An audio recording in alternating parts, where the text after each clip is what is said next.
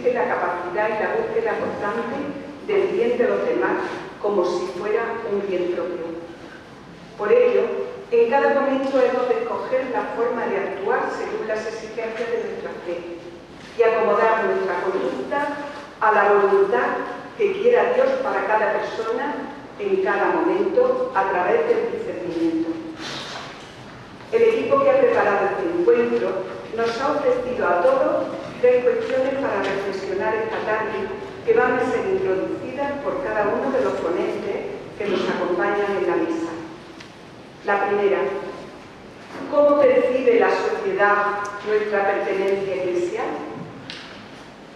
La segunda, ¿qué actitudes tendremos que cambiar o mejorar para ser creíbles como cristianos a nivel personal y o como comunidad de creyentes?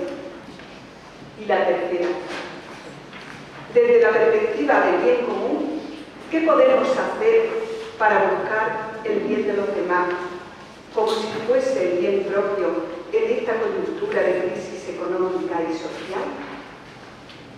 Y termino con un poema de Benjamín González Huerta que deja un paso a lo inesperado, a la sorpresa. Se titula A veces. A veces, en el oasis, arañamos la tierra blanda, nuestra tierra blanda conocida sin encontrar agua. A veces, en el desierto, sin buscarla, el agua brota sola, libre, abundante de la roca dura. Ojalá esta tarde podamos beber de esa agua que brota de la roca dura. Muchas gracias.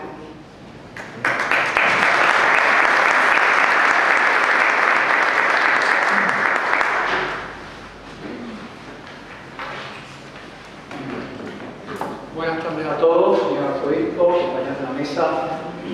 Vamos a empezar ahora propiamente el encuentro con una explicación breve de cómo lo vamos a realizar, de forma parecida al del 31 de enero. Primero intervendrán las 3 personas que van a dar respuesta a las 3 preguntas, luego el relator de la mesa, Joaquín López Sáenz, nos va a hacer un pequeño resumen para llevar el debate. Tendremos como una hora de diálogo y luego resumirá de nuevo el relator todas las reflexiones y el señor arzobispo cerrará el acto con unas palabras. Sin más, yo voy a presentar a Francisco Robles, Paco Robles, para los amigos conocidos. Él es licenciado en Filología Hispánica por la Universidad de Sevilla y profesor de Instituto, ¿no?, de Lengua y Literatura. Solamente conocido su faceta de escritor y también de editor de multitud de libros. Él actualmente dirige varios programas en televisión local, participa también en la mañana de la COPE, o dirige el programa de la mañana de la COPE, y es habitual columnista del diario ABC, también director de su obra de cultura. Él dice, se lo coge de un currículum que he visto por ahí, que conoce bien la historia de Sevilla. Eso conocemos también por las aplicaciones que hace en la prensa escrita y sus personajes. Él va a hablarnos hoy un poco de los personajes, ¿no?, de esta ciudad, y sobre todo va a hablarnos de cómo nos ven. Y él simplifica Sevilla, y lo dejo ahí, ¿no?, con el libro. Paco, tú ya has la palabra. Señor arzobispo, muchas gracias, Enrique, buenas tardes. Voy a exponer un breve texto de esta época. Como ustedes saben, la brevedad se agradece cuando se está falto de brillantez. La brevedad es una virtud que se agradece una barbaridad. Me han pedido que haga una reflexión sobre cómo se ve la Iglesia desde la sociedad, desde el resto de la sociedad. Yo diría desde el resto de la sociedad porque la Iglesia también forma parte indisolublemente de la sociedad en la que vivimos. Antes de empezar mi intervención, un ruego. Por favor, no maten al mensajero. O no disparen al pianista. Normalmente suele ocurrir que cuando llega el mensajero con malas noticias, parece que cargándose al mensajero se eliminan las malas noticias, lo cual es una auténtica barbaridad, sobre todo para el mensajero. Me han encargado que dé mi visión sobre las visiones que a su vez suscita la Iglesia en este tiempo que nos ha tocado vivir. Esto sería una visión de visiones, un juego de espejos, por cierto, muy barroco en esta ciudad de Sevilla. Si la simple observación del electrón es tarea imposible según el principio de incertidumbre de Heisenberg, ¿qué podemos decir de estas visiones encadenadas o reflejadas en los espejos de la realidad? Haremos lo posible, intentaremos, como decía doña Rosa, ese personaje fantástico de la colmena de la que José Cela decía siempre, que no nos falte la perspectiva, nunca puede faltar la perspectiva. Tres ángulos resumen desde mi modesta visión las visiones que a su vez suscita la Iglesia en nuestra sociedad. En primer lugar, el ángulo crítico. Y aquí no estoy hablando de los anticlericales, de los irreductibles, de aquellos que piensan que todos los males de este mundo se deben a la religión. Y no quiero hablar, no quiero incidir en eso, no por nada, sino ustedes me permitirán digamos así, la pereza intelectual que me da referirme a personas que resumen su pensamiento en una consigna, en una pegatina o en una pancarta. Estas personas han encontrado el enemigo del mundo. El enemigo del mundo es la Iglesia, y la culpa de todo la tiene la Iglesia. Absolutamente de todo. Yo creo que ya lo único que le queda es que la culpa del cambio climático también se la echen a la Iglesia, porque es lo único que queda. De todo lo demás, la Iglesia para este grupo de irreductibles es la culpable absolutamente de todo. En el caso de Sevilla, hace poco un gran escritor lo dijo en la universidad, en el caso de Sevilla sería la cofradía, sería la Semana Santa.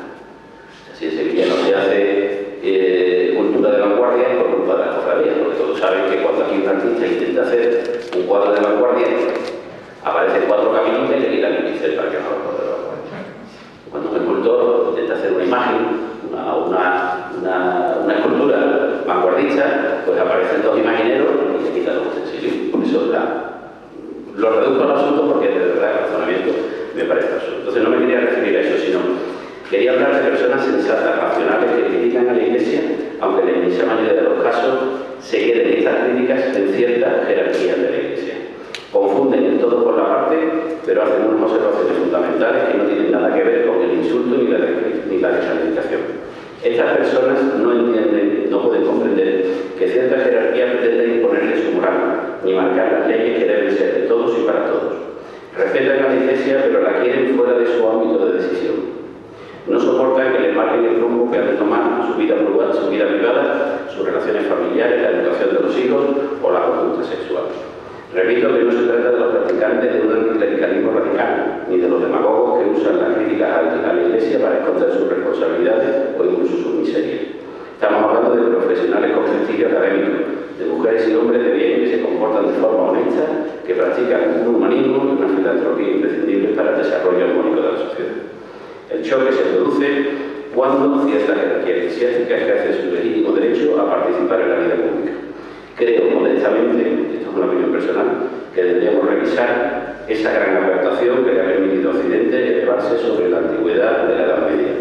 La separación entre la Iglesia y el Estado, una separación que le vino muy bien al Estado y que le vino muy bien a la Iglesia.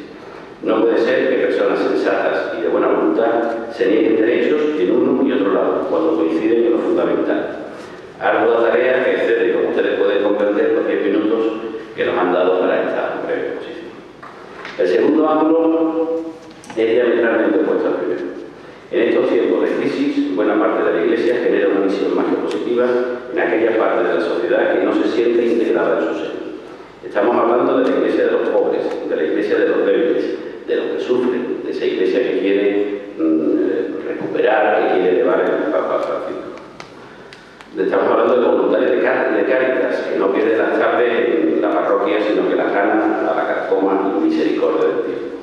Porque emplea esas tardes o esas mañanas en algo tan elevado como servicio, ayudar al prójimo.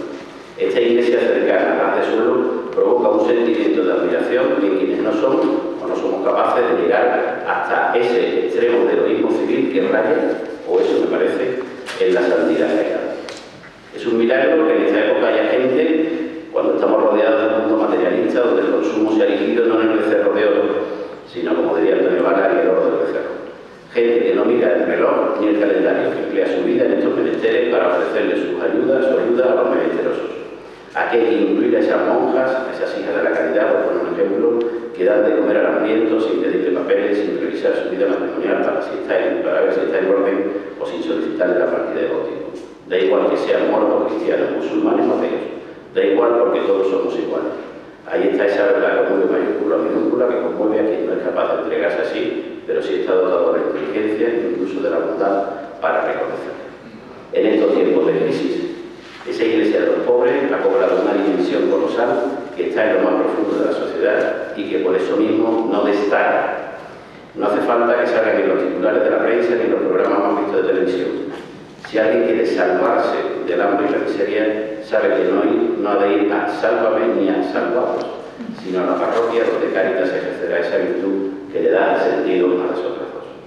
Y que si todo va mal y el mundo se oscurece como un túnel sin salida, nunca le faltará un plato de comida y una sonrisa sincera en algún comedor regentado por esa monja cuya filosofía se resume en una frase que ya le hubiera gustado firmar al mayor de los moralistas: porque tuve hambre y me disteis de comer. Esta iglesia de los pobres goza de una reputación sincera que une sus raíces en lo más hondo del corazón. Esta iglesia se apoya en la tercera visión que hemos elegido para esta breve exposición. Es una visión callada, no está expuesta a la luz, porque ella misma es la luz. Es la visión que muchos hombres y mujeres de buena voluntad experimentan cuando se enfrentan con el misterio de la vida o con el enigma de la muerte. Hemos hablado de caridad. Ahora vamos a centrarnos en esa virtud que es capaz de acompañarnos a todos, incluso a aquellos que no han recibido la gracia de la fe. Perdonen mi confesión personal, pero creo que ahí está la clave oculta de lo que está sucediendo en la actualidad. El mundo está desorientado. No sabemos si la brújula ha perdido el norte o se ha averiado. Ya no vale el modelo que levantaba muros y encerraba la libertad en las cárceles de un pretendido igualitarismo. Aquello produjo hambre, represión y crueldad. El modelo comunista está agotado. Pero ojo, tampoco vale el modelo sin modelo, esto es, el liberalismo llevado al extremo del egoísmo, de la ambición desmedida que degenera la avaricia. No nos sirve el capitalismo si no tiene corazón. Entonces, ¿qué hacemos en este mundo globalizado, donde hasta la Semana Santa de nuestra Sevilla se convierte en un espectáculo de masas? Vivimos en la aldea global, pero no crean que esto es un invento de los sociólogos de la posmodernidad. Vivimos en la aldea global desde hace años, siglos. Desde que un niño nació para poner en marcha una revolución que aún está pendiente. Acertó de pleno al equivocarse en el tiempo, en la época que le sirvió de marco para sus palabras parábolas, para su vida llevada al extremo de una coherencia jamás igualada en la historia, ni antes ni después. Aquel mensaje no era apropiado para aquella Roma cruel y vencedora, ni para aquella Judea acotada en los límites del pueblo elegido. Aquel mensaje estaba destinado a atravesar como un rayo de luz la tiniebla del medievo, a vencer la resistencia antropocéntrica del Renacimiento, a alumbrar la sombra del barroco y a oscurecer la presunta razón de los ilustrados. Aquel mensaje ha viajado a lo largo de los siglos y con él no han podido los ataques del materialismo que pretendía reducirnos a la categoría de una pieza en el engranaje del Estado. Ni siquiera al final de la historia que pregonaban los optimistas del capitalismo, que se postulaba antes de ayer como el sistema perfecto y eterno. Ese es el mayor tesoro que puede exhibir esta institución que presume, y con razón, de mármoles y catedrales, de la belleza destilada en la imaginería y acompasada en la música sacra. Por debajo de ese esplendor, en la soledad callada de ese mensaje, está la clave, o sea, la llave. Esa llave puede abrir el arca de la alianza entre la Iglesia y la sociedad, porque ahí desaparecen las aristas. El que critica a cierta jerarquía entrega la cuchara. Nadie que tenga el otro de frente y un corazón limpio puede negar la validez de ese mensaje. Para salir de la crisis, de cualquier crisis, solo hay que echar mano de esa virtud que nació con el cristianismo.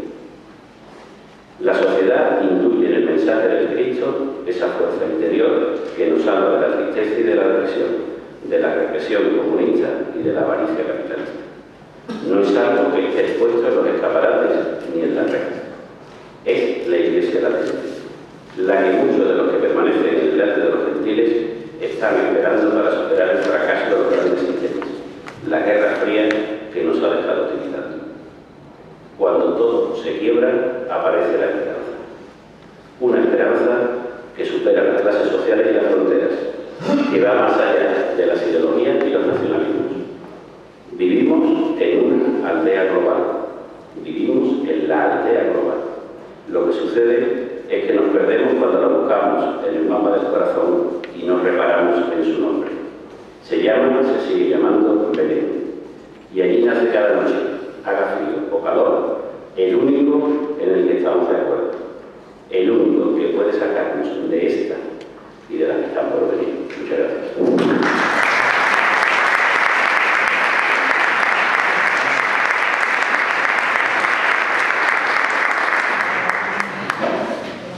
Muy bien, muchas gracias, Paco. Muy bien.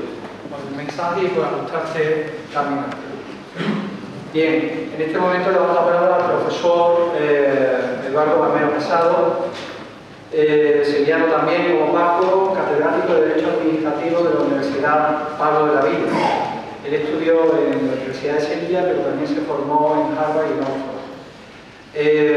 Durante su carrera docente, la ha desarrollado principalmente en Huelva, donde tomó la cátedra de la titularidad de profesor de Derecho Administrativo, donde fue su secretario general de la universidad y defensor universitario. Hasta hace poco ha sido también defensor universitario de la Universidad Pablo Olavide y es presidente del Comité Andaluz de Disciplina Deportiva y vocal del Observatorio de Tenis Español. Ha sido un premio nacional, el premio Grand Fan de Investigación, de Administración Pública, y es un experto en algo que hacíamos todos, en la simplificación del sistema administrativo. Tiene manuales recientes, y además creo que promete nuevos manuales sobre eso. Muy bien. Pues, además, Eduardo tiene una característica muy singular, que a mí me ha hecho pensar muy en positivo en relación. Él ahora, con todo este bagaje profesional, se está preparando también, se está formando en el Instituto Superior de Ciencias Religiosas, recientemente creado por el señor arzobispo, San Isidoro y San Leandro, como laico y desarrollando pues, también como alumno su trabajo en este instituto. Eduardo, tú ya la palabra, te ha tocado hablar de algo difícil, ser creíbles. ¿Cómo podemos ser creíbles? Segunda pregunta. Esperamos tu respuesta. Bueno, señor arzobispo, querido Enrique, querido todo, yo estoy abrumado por esta presentación, ¿no? En fin, me siento una persona completamente insignificante. Yo agradezco ante todo al señor arzobispo que nos invite a este momento de comunión, que podamos debatir entre todos sobre cuestiones que nos preocupan, y agradezco también a la Delegación Diocesana de Apostolado Sagrado porque me haya confiado esta misión, ¿no? De suscitar un poco el debate, porque francamente, como decía antes, no entiendo el motivo. Yo no me siento cualificado, porque no ostento ningún cargo eclesiástico de ninguna naturaleza, ni tampoco pertenezco a ningún movimiento ni a ninguna organización. Entonces, quizá, reflexionando al respecto, digo, puede que lo que se quiera es hacer ver que todos somos importantes y que, por tanto, también mi voz, que soy tan insignificante, es importante también. Y también es importante la de todos y cada uno de los que estamos aquí esta tarde. Y en ese sentido, pues me voy a limitar a hacer algunas reflexiones que susciten un poco de debate para luego compartir y poner en común esa reflexión. Y claro, cuando nos ponían el toro en suerte, ¿no? ¿Qué actitudes debemos tener o tendremos que cambiar o mejorar para ser creíbles como cristianos? Pues yo pensaba, bueno, pues esta pregunta necesariamente deriva en dos. La primera, ¿qué es lo que tenemos que hacer? Esa es la pregunta fácil. La segunda, ¿cómo lo tenemos que hacer para resultar creíbles? Y esa es la pregunta difícil. Empezando por la fácil. Es tan fácil porque como que mismo Jesucristo nos lo indicó, ¿no? Ir por todo el mundo y proclamar la buena nueva a toda la creación. Esa es la misión esencial de la Iglesia y esa es, por tanto, también nuestra misión como laicos, la de ser evangelizadores. Un compromiso evangelizador que en este momento pues, se debe redoblar, ¿no? Ya lo decía Juan Pablo II en el año 88, existió la Conferencia Episcopal Española en el año 91, el Papa Benedicto XVI, como sabemos, prácticamente ha consagrado su pontificado a la nueva evangelización, y el Papa Francisco, ¿no? Que desde el día en que inició su pontificado también nos exhorta a cumplir con esta misión esencial de la Iglesia. Nosotros, los cristianos que hemos recibido la fe, tenemos que transmitir. Nuestro propio arzobispo, el otro día, en el Foro Europa, nos exhortaba a hacerlo también a todos y cada uno de nosotros, también los laicos, para conseguir un resurgir apostólico y comprometido que no se limite a un determinado carisma o aspectos pastorales parciales, sino a toda la Iglesia entendida como pueblo de Dios. Y el estilo mediante el que evangelizar consiste en dar razón, en que demos razón de nuestra fe. No lo digo yo, lo dijo el Sínodo General de Obispos en los lineamientos que convocó el Papa Benedicto XVI. Dice que la razón es la tarea esencial del laico, la nueva evangelización, y que ese estilo debe ser global, es decir, debe abrazar el pensamiento y la acción, los comportamientos personales y el testimonio público, la vida interna de nuestras comunidades y su impulso misionero, la atención educativa y la entrega cuidadosa hacia los pobres, la capacidad de cada cristiano de tomar la palabra en los contextos de los cuales vive y trabaja para comunicar el don cristiano de la fe. Por tanto, no se trata solo de evangelizar y de la razón de la fe, diciendo públicamente soy cristiano, sino de mantener una actitud holística, global, que se impregna en el conjunto de nuestra vida y que se bifurca, se ramifica en un conjunto de consecuencias. Esa es la primera pregunta. Ahora bien, ¿cómo hacerlo para ser creíbles? ¿Cómo podemos, en las actuales circunstancias, transmitir nuestra fe de palabra y de obra de una manera verosímil? Y ahí, como digo, me limito a plantear una serie de cuestiones, seguramente existen otras muchas, y yo pues, he pensado que deberíamos de centrarnos en un primer momento. En primer lugar, me dio una actitud de apertura al mundo, de abrirnos de manera colectiva. El Papa Francisco nos exhorta continuamente, su homilía matutina es reiterar los mensajes. Cuando la iglesia se cierra, se enferma. Una iglesia cerrada es una iglesia enferma, tiene que salir de sí misma. ¿Hacia dónde? Hacia las periferias existenciales, cualquiera que sean, pero salir. Y claro, salir significa hacernos visibles, que nos vean, que nos reconozcan, porque si no somos visibles es como si no estuviéramos, y si no estamos, no evangelizamos. Naturalmente hay otras manifestaciones, como digo, del testimonio cristiano de evangelizar, pero si no estamos, no somos, porque no existimos para los demás como cristianos y no saben que lo que estamos haciendo precisamente es dar testimonio de nuestra fe, mediante esa apertura. Y un segundo aspecto, esa apertura, que en el texto se trata más adelante, pero que por economizar tiempo prefiero ahora tratarlo en este momento, es el pluralismo. Una apertura plural, generosa, abierta a todo el mundo, desde la cercanía, tendiendo puentes y con un espíritu absolutamente integrador. Una vez más, el Papa Francisco nos lo reitera.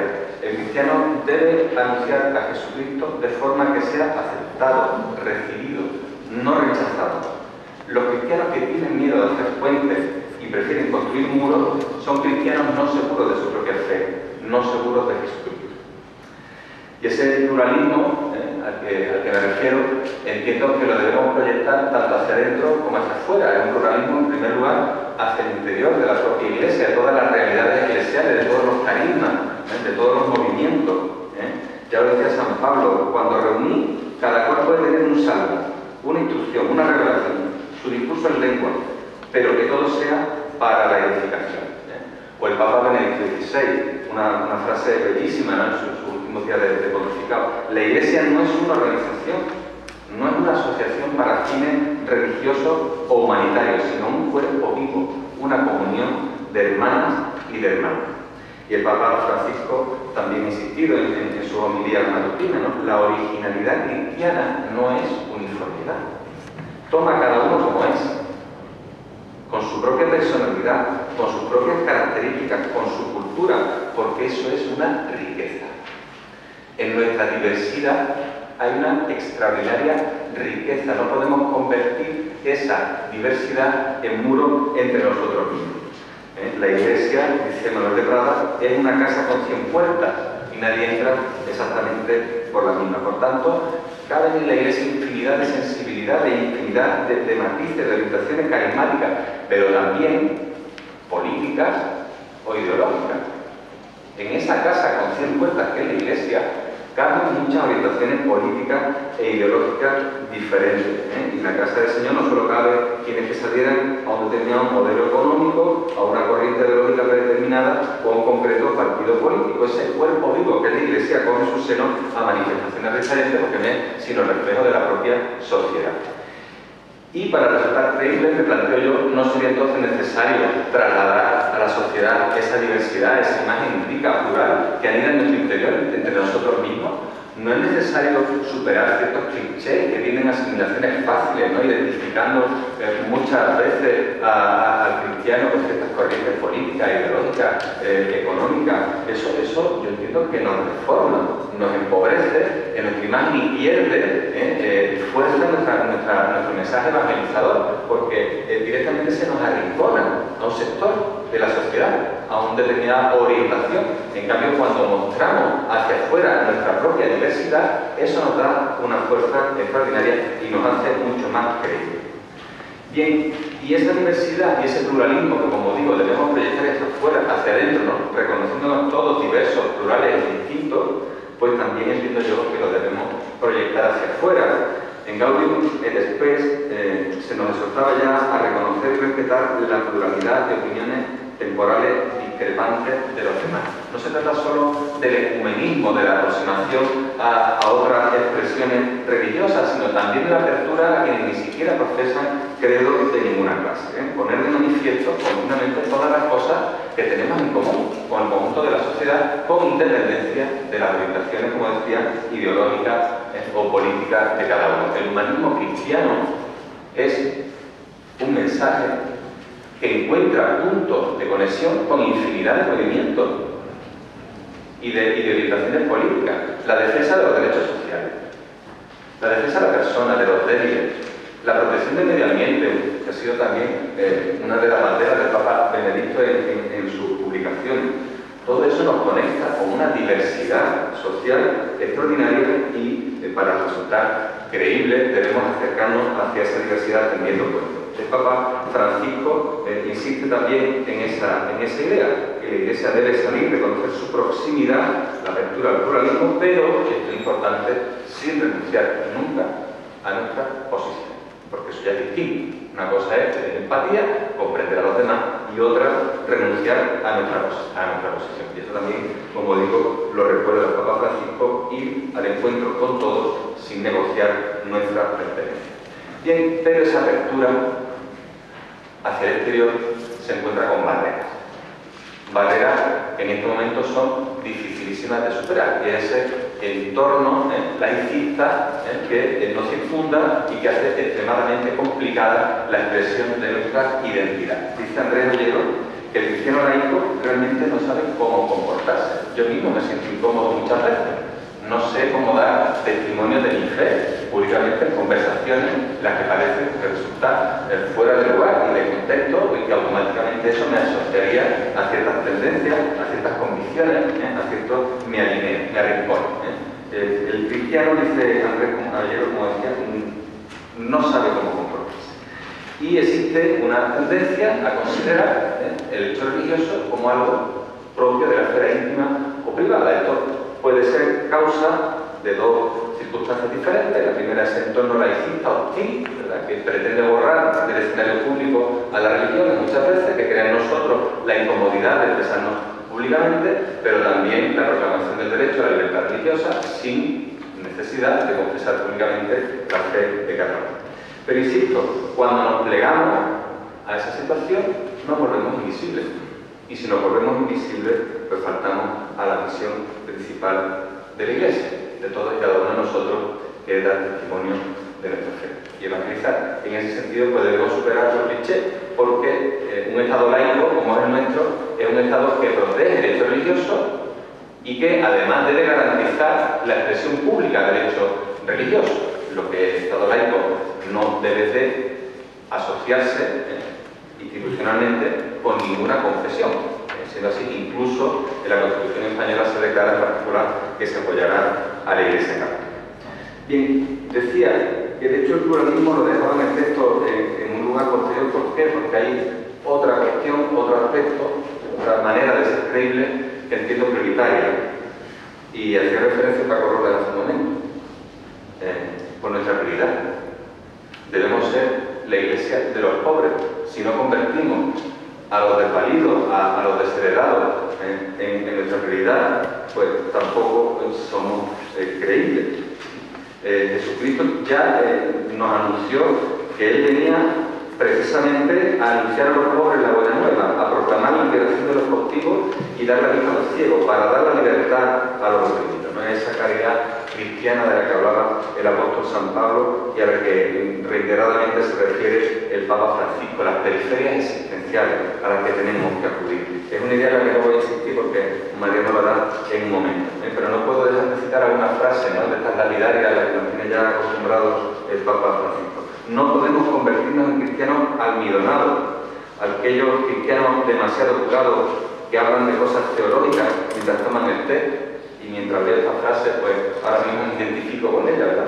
No solo somos eso, también tenemos que convertirnos en cristianos atrevidos e ir a buscar a los que son verdaderamente la carne de Cristo. Dice el Papa, dígame, cuando usted da limosna, mira la cara a la persona a la que le da limosna. Y cuando da limosna, toca la mano a la persona a la que le da limosna o le echa la moneda. Ese es el problema, dice el Papa. Tocar la carne de Cristo, tomar sobre nosotros el dolor de los pobres. Yo no tengo más que decir sobre ese punto. Me parece que es suficientemente claro el mensaje del Papa. Por otra parte, creíbles en conducta. ¿En conducta cómo? Con el ejemplo personal, con nuestro testimonio de vida, ¿no? Ya Jesucristo también lo decía en el Sermón de la Montaña. Brilla así vuestra luz ante los hombres para que vean vuestras buenas obras. En ese sentido, hemos de mostrar una coherencia entre lo que decimos y lo que hacemos. Si nuestras obras no responden a nuestras palabras, a nuestros mensajes, perdemos toda credibilidad. Seremos inverosímiles. Dice el Papa Francisco, la incoherencia tanto de los fieles católicos como de los pastores entre lo que dicen y lo que hacen en su vida mina la credibilidad de la Iglesia. Coherente en nuestra vida. ¿Y cómo? Pues no hay que ser un mártir. No se trata de una vida de santificación ni de retirarnos a la peña como arenotano. Todos y cada uno en nuestro puesto. También nos lo dijo el apóstol San Pablo y lo recordó Pablo VI en Lumen Gentium. Los laicos viven en el siglo, es decir, en todos y cada uno de los deberes y ocupaciones del mundo y en las condiciones ordinarias de la vida familiar y social por las que su existencia está como entretejida. Guiados por el espíritu evangélico, contribuyen a la santificación del mundo como desde dentro. Ese es nuestro papel. Y así hagan manifiesto a Cristo ante los demás, primordialmente mediante el testimonio de su vida. Por tanto, coherencia entre nuestra palabra y nuestros actos para resultar creíbles. Otro aspecto totalmente diferente es el de ser creíble mediante la razón. También Paco Robles evocaba esa cuestión hace un minuto. Claro, aquí ya de lo que se trata es de dar razones de por qué creen. Aquí la razón consiste en explicar por qué. Y esto, en un foro como el de hoy, pues cobra especial significado por las personas que estamos aquí reflexionando esta tarde. Bien, todos sabemos la teoría que a partir del evolucionismo de Darwin y del pensamiento cartesiano se instalaron en amplios sectores de la sociedad, en cuanto que la religión sería una especie de droga alienadora, una especie de justificación que busca el ser humano para trascenderse, para soportar el hecho de que es finito, de que se extingue con la muerte y por tanto buscan consuelo explicándose de la existencia de un más allá, un fundamento puramente dogmático o metafísico.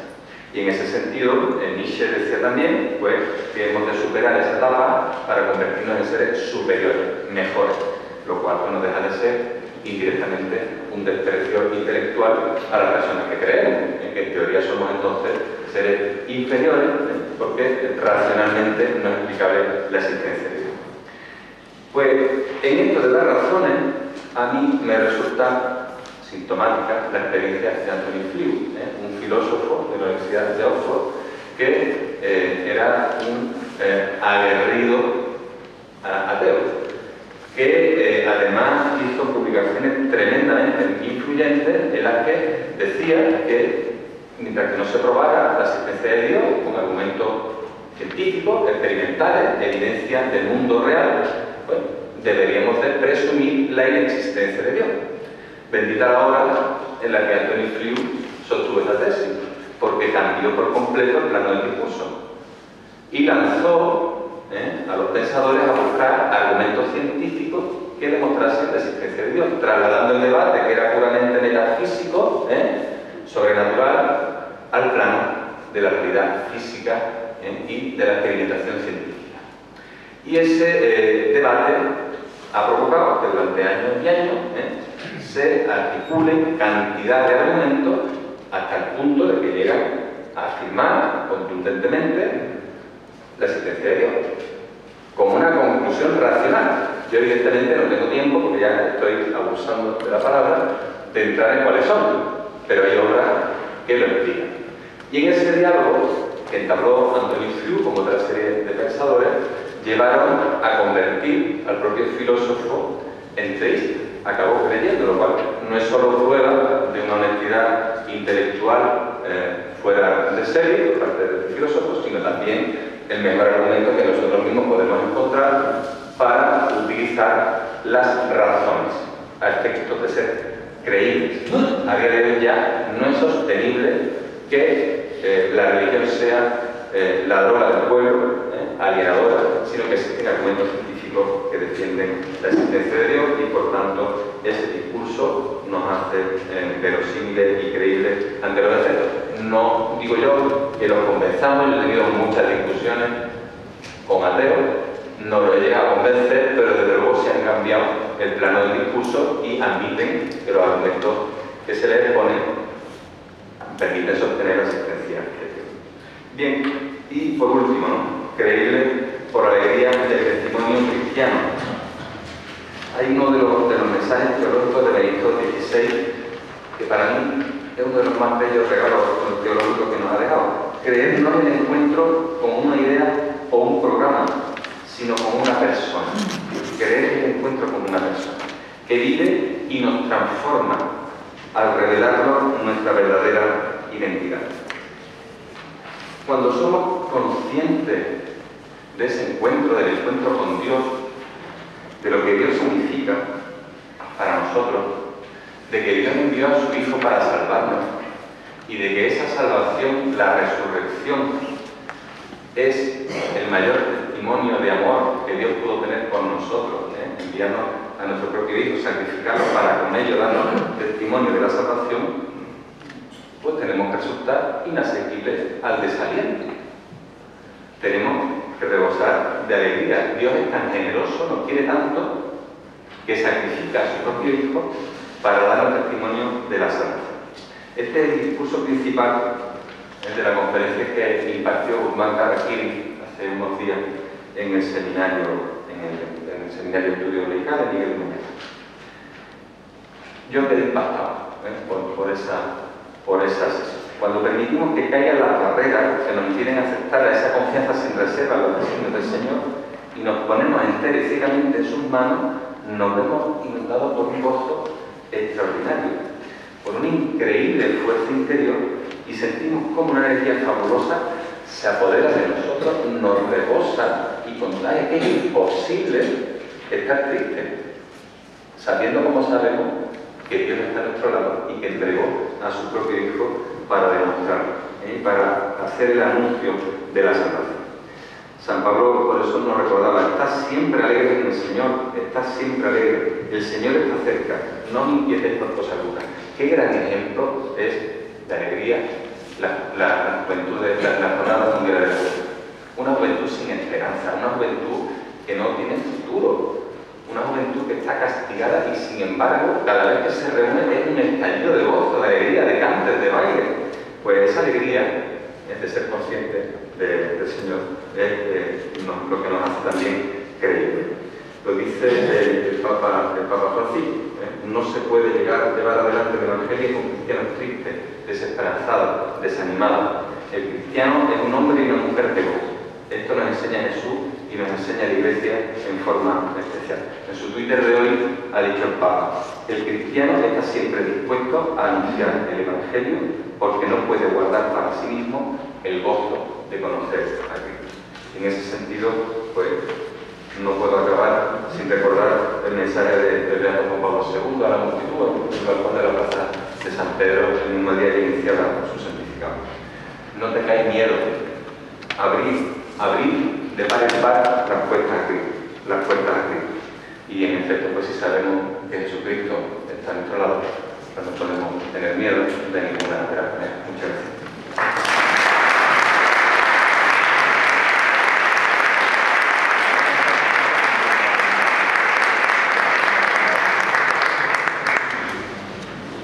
Bueno, muchas gracias, Eduardo. Si hubieras estado preparado, sí, tremendo. Decías que no estabas preparado y no has estado. Muy bien, muchísimas gracias por tu intervención, por tus palabras y por tu testimonio. Ahora Mariano Pérez de Ayala González, que todos conocéis seguramente, que ya el señor Obispo os ha comentado y el premio se ha felicitado, que es el nuevo director de Cáritas Diocesana, necesita la colaboración de todos nosotros para que durante su tarea. Pues él, como sabéis, desde muy pronto estudió Derecho, abogado, y desde muy pronto empezó a ejercer como la vida política como un servicio en el Partido Andalucista, allá en Granada, creo que fueron las primeras elecciones en los 90, como parlamentario, creo que era el único parlamentario, o el único del partido en el Partido Andalucía en aquella época. Y luego fue concejal del Ayuntamiento de Sevilla, que le tocó además una responsabilidad fuerte, urbanismo. Posteriormente pasó a la Junta de Andalucía en distintos servicios y también últimamente ha sido consejero del Tribunal de Cuentas o la Cámara de Cuentas de Andalucía. Actualmente desarrolla su tarea profesional como secretario del Consejo del Patronato de la Fundación Universitaria de la Universidad de León. Pues tú ya es la palabra. Muchas gracias, querido don José, amigos y amigas. Me pedían que ayudara un poco a la reflexión para dar respuesta a esa tercera pregunta que nos formulaban en el guión que a todos nos han enviado. Esa pregunta que formulaban desde la perspectiva del bien común: ¿qué podemos hacer para buscar el bien de los demás como si fuese el bien propio en esta coyuntura de crisis económica y social? Me gustaría partir de una cita ya lejana, en 1987, de Juan Pablo II, que decía sobre la solidaridad lo siguiente. Dice: esta no es pues un sentimiento superficial por los males de tantas personas, cercanas o lejanas. Al contrario, la solidaridad es la determinación firme y perseverante de empeñarse por el bien común, es decir, por el bien de todos y cada uno, para que todos seamos verdaderamente responsables de todo. Esta determinación, seguía el Papa, se funda en la firme convicción de que lo que frena el pleno desarrollo es aquel afán de ganancia y aquella sed de poder de que ya se ha hablado. Tales actitudes y estructuras de pecado solamente se vencen con la ayuda de la gracia divina mediante una actitud diametralmente opuesta: la entrega por el bien del prójimo, que está dispuesta a perderse en sentido evangélico por el otro en lugar de explotarlo y a servirlo en lugar de oprimirlo para el propio provecho. Yo creo que pocas citas condensan de manera más clara la respuesta que yo creo que hoy se nos pide en la actual coyuntura de crisis económica y social. En primer lugar, decía el Papa, la búsqueda y el servicio al bien común como horizonte de toda nuestra actuación. En segundo lugar, tener en cuenta que existen obstáculos personales, pero también sociales, que impiden realmente una sociedad realmente justa y fraterna. Y en tercer lugar, que la solidaridad, esa determinación firme y perseverante de empeñarnos por el bien común, es una virtud personal, pero también es una virtud social que hace realmente posible el bien común.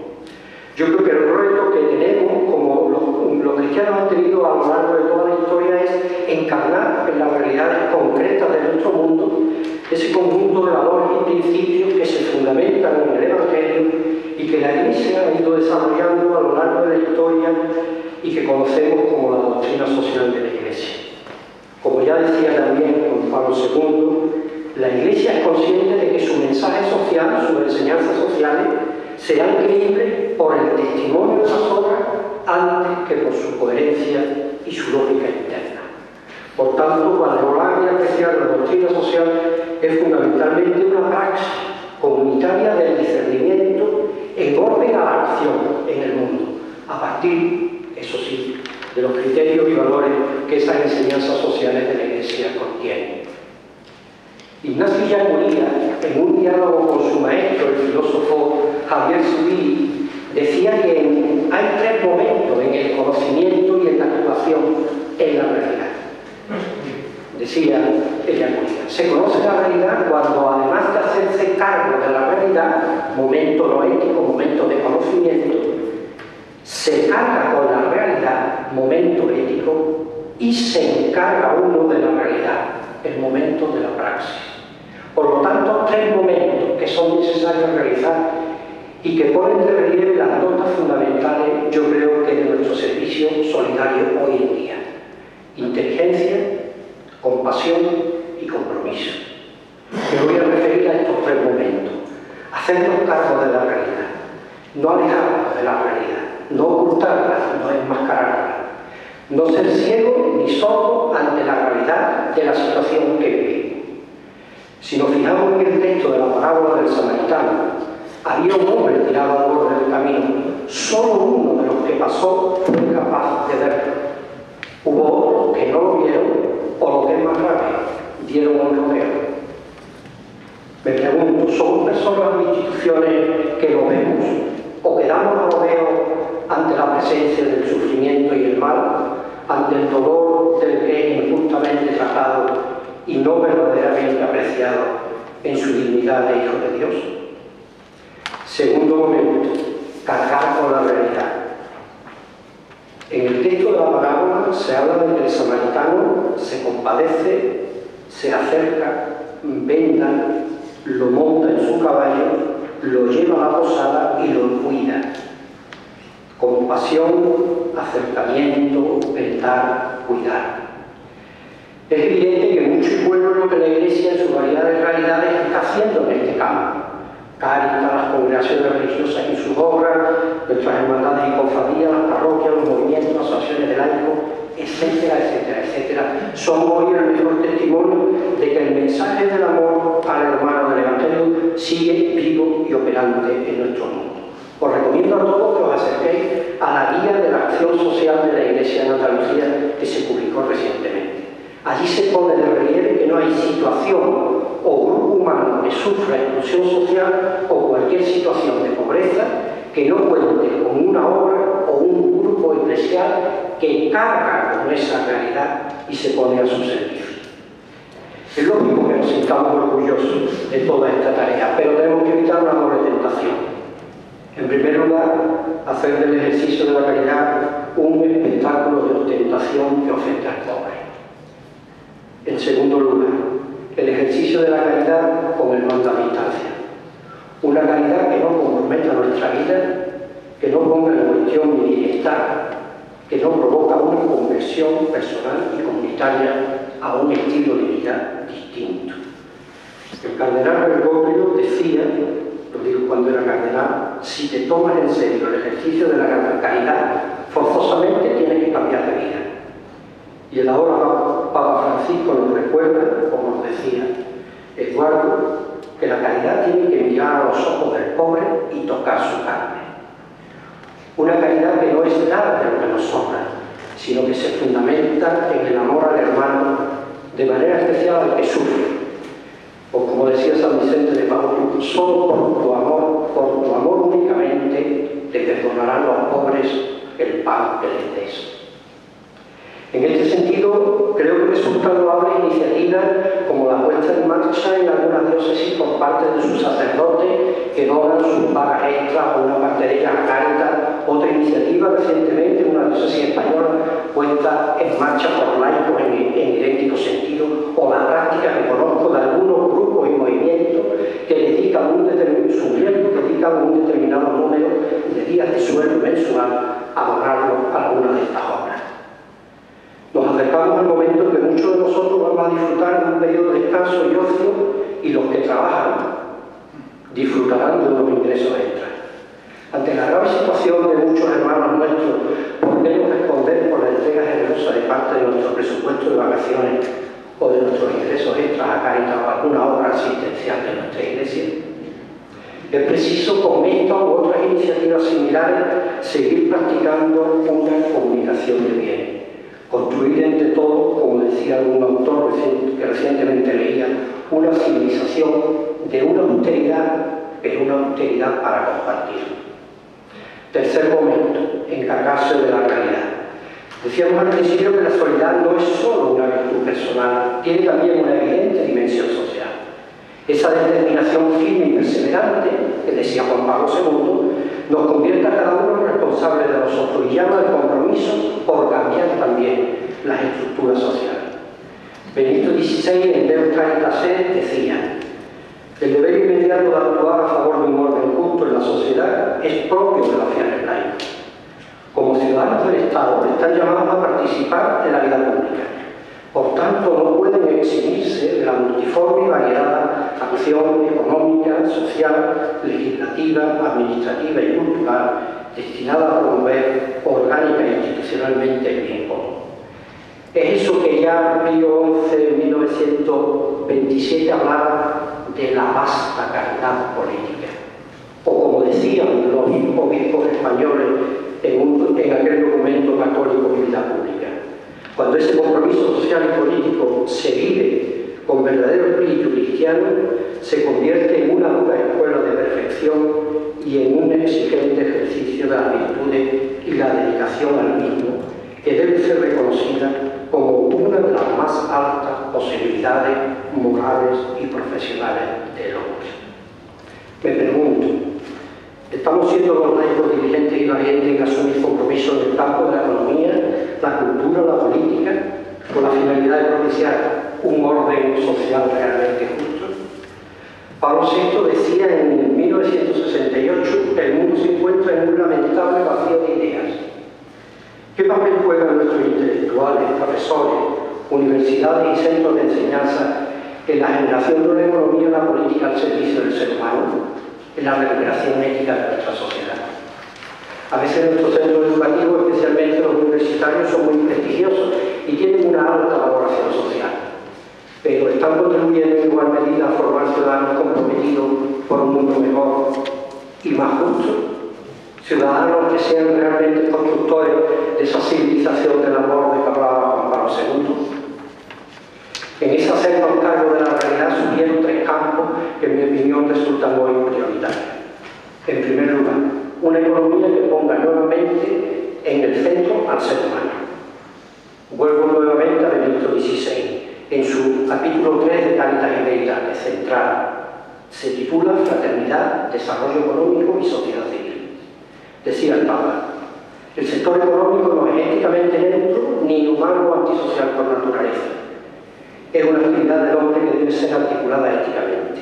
Y decía: el gran desafío es mostrar en el orden de las ideas y en el de los comportamientos que no solo no se pueden olvidar o debilitar los principios de la ética social, sino que en las relaciones mercantiles el principio de gratuidad y la lógica del don como expresiones de fraternidad pueden y deben tener espacio en la actividad económica.